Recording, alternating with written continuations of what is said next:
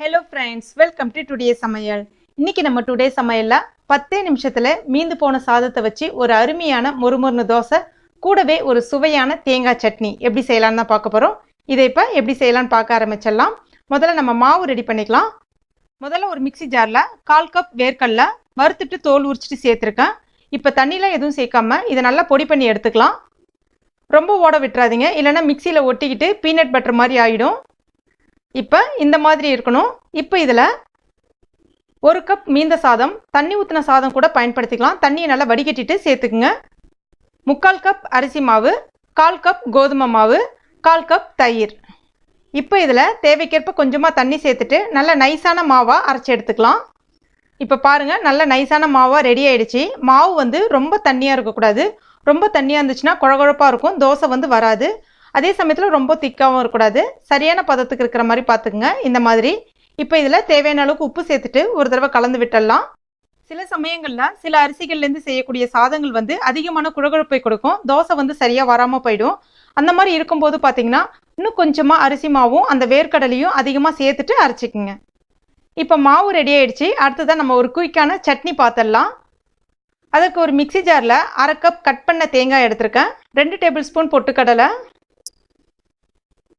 5 பூண்டு, தோல் உரிச்ச பூண்டு, கொஞ்சமாக புளி, வரமிளகா ஒரு 5 எடுத்திருக்கேன், கூடவே தேவையான அளவுக்கு உப்பு சேர்த்துட்டு ஃபஸ்ட்டு தண்ணிலாம் எதுவும் சேர்க்காம அரைச்சிக்கங்க. அப்போ தான் தேங்காய் நல்லா மைய அரையும். இப்போ இதில் தேவைக்கேற்ப தண்ணி சேர்த்துட்டு நல்லா ஸ்மூத்தாக அரைச்சி எடுத்துக்கலாம். இப்போ பாருங்கள், நம்முடைய அவசர தேங்காய் சட்னி ரொம்ப சுவையாக ரொம்ப கலர்ஃபுல்லாக அருமையாக ரெடி ஆகிடுச்சு. இதை கடுகு, கருவேப்பிலை, உளுந்தப்பருப்பு எல்லாம் போட்டு தாளித்து வச்சுக்கலாம். அடுத்ததாக தோசை ஊற்றிடலாம். தோசை ஊற்றும் போது கல் நல்லா சூடாக இருக்கணும். ஸ்டவ்வை கம்ப்ளீட்டாக சிம்மில் வச்சுட்டு ஒரு 1.5 கரண்டி மாவு சேர்த்துக்குங்க. சேர்த்துட்டு நல்லா சுற்றி விட்டுருங்க.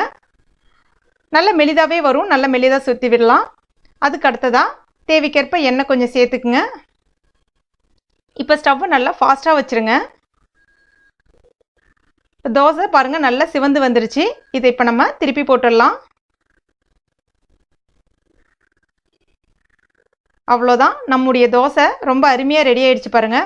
இது நல்லா மொறுமொறுன்னு, அதாவது சூடாக சாப்பிட்டிங்கன்னா நல்லா மொறுமொறுன்னு அந்த வேர்க்கடலை சுவையோடு நல்லாவே இருக்கும். கூடவே பார்த்தீங்கன்னா குழந்தைங்க ரொம்பவே விரும்பி சாப்பிடுவாங்க.